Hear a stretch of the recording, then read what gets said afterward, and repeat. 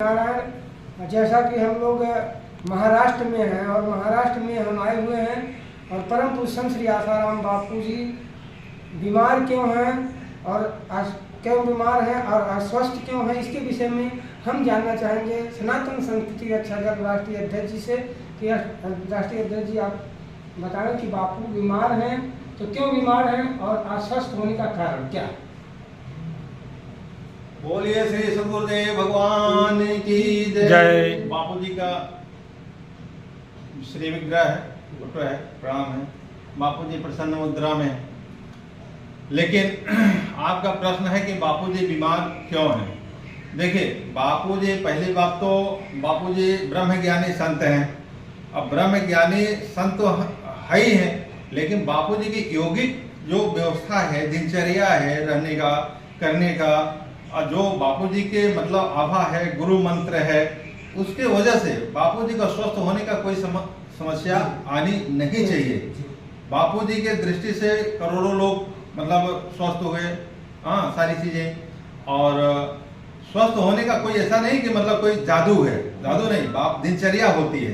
बापूजी योगासन आज भी करते हैं, प्राणायाम करते हैं और सब कुछ करते हैं, उससे बीमारी आनी नहीं चाहिए। क्योंकि उसके लिए कुंडली जागृत होता है, तो बापू के तो कुंडली की सवाल नहीं पैदा होता कितनी कुंडली कहाँ। तो लेकिन रही बात कि कुंडली कभी भाई आप स्वस्थ रहेंगे, शरीर से सही खड़े रहेंगे तभी ना। अब पता चला कि अब उसमें कोई जहर दे रहा है, हाँ, तो जहर देगा तो जहर तो असर करता है शरीर में। जैसे जहर उनको दिया गया, क्या नाम था, कई संत हैं, हाँ, उनको तो उनके ऊपर असर किया, हाँ, नाम अभी नहीं याद आ रहा है, खैर बता दूंगा कभी। तो असर किया। ऐसे ही बापू के जो खाने में, पीने में, दवाई में तमाम तरह की जहरीली वस्तु दी गई है, मीठी जहर कर लीजिए, दिया गया, तब बापू जी का आज ये अस्वस्थता हो पाया है।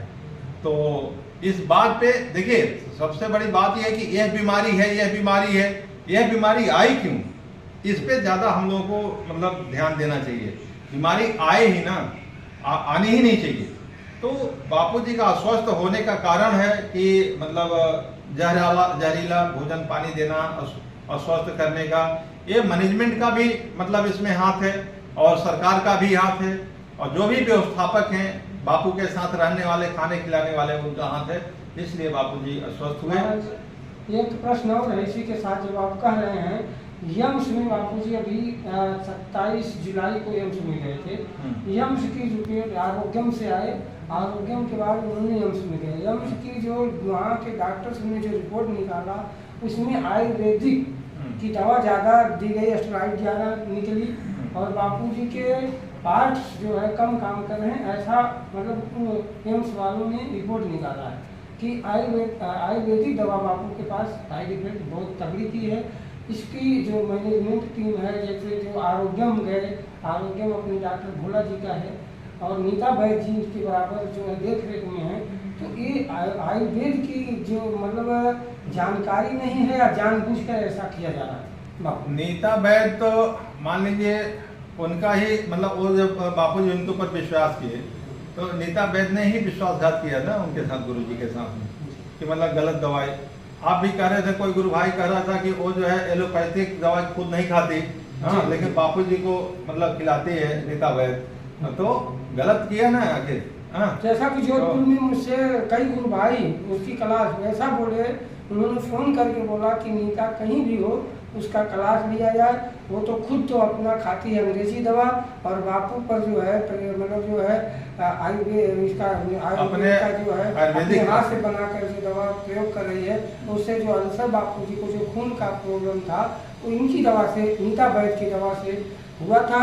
इसलिए बापू जी को खून जा रहा था, जो खून रिसा हो रहा था। तो इसमें वैद्य अनिता जी का पूरा हाथ था। आश्रम के कई जिम्मेदार लोगों ने फोन करके मतलब उनकी क्लास लेने के लिए कहा था, मेरे सामने की बात है। और महाराज जी इस पर तो ये सब है। और रही बात ये कि देखिए, बहुत दुख की बात है। और रही बात जेल जाने का, बापू जी को तो जेल जाना चाहिए, जाना ही नहीं चाहिए, कोई अपराधी नहीं है। तो हमारे जो मैनेजमेंट है इस बात पे कभी चर्चा नहीं किया कि बापू जी अपराधी नहीं है।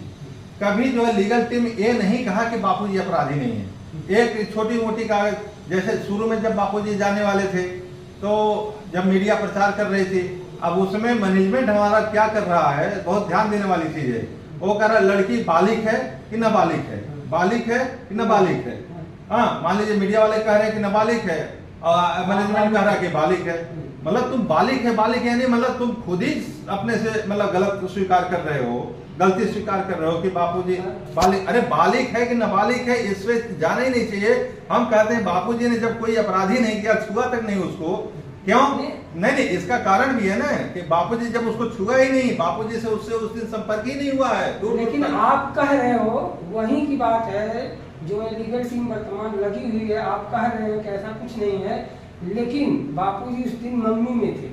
कई लोगों का जो वहाँ रिकॉर्डिंग थी, यही अर्जुन भाई उसको लेकर 12 बजे तक मंगनी में थे, 12 बजे तक रिकॉर्डिंग जो है समाप्त किए हैं।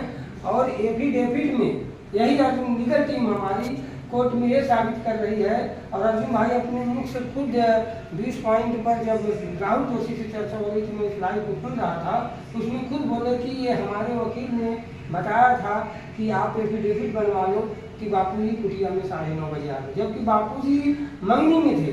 ये पहाड़ी ही झूठ क्यों कहा, हमारा वकील ऐसा क्यों करा है? या तो ये पूरा वकील नहीं कराता भाई, वकील की क्या मतलब है? वकील को तो फीस इसलिए दिया जा रहा है कि आप झूठ बोलो, हाँ फंसाओ, हाँ आप खाली खड़े रहो, एंजॉय करो, लड़ाई मत लड़ो। तो जब लड़ाई लड़ा जाता है, केस हमने भी लड़ा है, हमने अपने जीवन में एक हमारे मतलब रिलेशन के थे, 302 का मामला था, 302 के मामला में फर्जी ही फंसाए गए थे, वो थे नहीं कहीं कुछ। लेकिन फिर भी हम उस समय, हमारा उम्र 22-23 साल था, ज्यादा नहीं था, 22-23 साल के उम्र में हमने केस लड़ा और 302 का केस जीत करके दिखाया। और तो बाहर है, अभी भी हैं। हाँ, तो केस लड़ने का तरीका होता है। उस समय वकील जाते हो, वकील जिस समय मतलब हम किए थे जिस वकील को, नाम नहीं लेंगे अभी, हाँ नहीं तो उसकी बेइज्जती होगी, जिस वकील को किए थे हाई कोर्ट इलाहाबाद में, तो उस वकील ने क्या काम किया कि अपने ने जाकर के उस दिन, एक दिन जिस दिन बेल था, उस दिन जो अपने जूनियर को खड़ा कर दिया, तो जजों ने जूनियर का सुना ही नहीं। हाँ, तब हम उसका कॉलर पकड़ लिए, वहीं वकील के मुंशी का, हाँ वकील के कॉलर पकड़ लिए, दौड़ाए उसको, तो फिर भाग के गया अपने वकील के पास, कहा जी सर जी सर। फिर जब सीनियर वकील आया है तो उसी जो खारिज की गई मतलब बेल थी, उसको एक्सेप्ट किया उसने, फिर तारीख दिया और अगली तारीख में बेल हुआ, और 2-4 महीने के बाद जो है उनका केस मतलब पूरी तरह खत्म हो गया। तो केस लड़ने जैसा लड़ना चाहिए, दिमाग लगाना चाहिए। 11 साल में महाराज, जैसे आप कह रहे हैं, 11 साल में हमारी लीगल टीम जो कि पैसे कितना खराब की उसका नहीं, उसकी कमियां, पैसे का तो छोड़ो, पैसे तो फिर है बापू के लिए तो चाहे दुनिया लग जाए दांव पे, उससे कोई दिक्कत नहीं है। उसकी कमियां क्या दिखी है? कभी हमारा वकील पेपर स्टडी करके नहीं जाता, कभी जो है वकील लेट जाते हैं, और मतलब गवाहों को नहीं लगाना, ये सब जो है हमारी लीगल टीम 11 साल में कुछ नहीं, कोई मतलब रिजल्ट नहीं लाती है। रामचंद्र भट्ट, जो कि इनका विरोध जम के लोगों ने किया, यही लीगल टीम की, उसके बाद भी रामचंद्र भट्ट 6 महीने से, अभी ज़्यादा नहीं 6 महीने से हैं, उन्होंने बापूजी को जो 11 साल में हमारी लीगल टीम नहीं की, उसको रामचंद्र भट्ट जी ने मात्र 6 महीने के अंदर और 7 दिन का बापूजी का जो परेड माधव बाग में मिला है। ये जो है लीगल टीम पर एक सवाल उठाता है कि एक रामचंद्र भट्ट जी सिंगल व्यक्ति है, अकेले, हाँ। वकील भी नहीं वहाँ जाते हैं, फिर भी उन्होंने अपने मतलब जो है पक्ष को रखकर बापूजी के 7 दिन की परेड दिला। हाँ चलो, 5 दिन का मतलब दिला, 7 दिन का जो भी है, तो ठीक है, बधाई के पात्र हैं भाई। मतलब जो किसी ने नहीं किया, तो इतना भी अगर उन्होंने किया, मतलब पूरा इतनी बड़ी बापूजी की संस्था, अरबों खरबों की संस्था है, हाँ मतलब इतने करोड़ लोग लगे रहे, लेकिन नहीं हुआ। रामचंद्र जी को बहुत बहुत बधाई हो, धन्यवाद हो, बापूजी के लिए इतना किया। लेकिन इतने पे रुकना नहीं है, ये लालीपाप भी हो सकता है सरकार का, क्योंकि 6 राज्यों में चुनाव होने वाला है। तो 6 राज्यों के चुनाव को मद्देनजर रखते हुए बापूजी को 6 दिन का 7 दिन का पैरोल दे करके मतलब इसमें लालीपाप दे करके फिर उनको वापस जेल में बुला करके फिर प्रताड़ना देना, फिर बीमार करना, ऐसा भी संभव हो सकता है। बापूजी की तभी हम मतलब उसमें मानेंगे कि बापूजी सशरीर निर्दोष, उज्जवल है भी, थे भी, तो उज्जवल बाहर आए और स्वस्थ रहे मेरे गुरुदेव। मैं यही कामना करता हूं, और ये जब मुद्दा जब फाइनल होगा तो जाके काम होगा। इसके बाद हमारा आपकी जिम्मेदारी वहीं से पूरा नहीं हो जाता। बापूजी कहे हैं कि मेरे बच्चों का मतलब मेरे बच्चों की जय जयकार होनी चाहिए, और मेरे बच्चे मेरे देश को, मेरी संस्था को, मेरी व्यवस्था को संभालेंगे।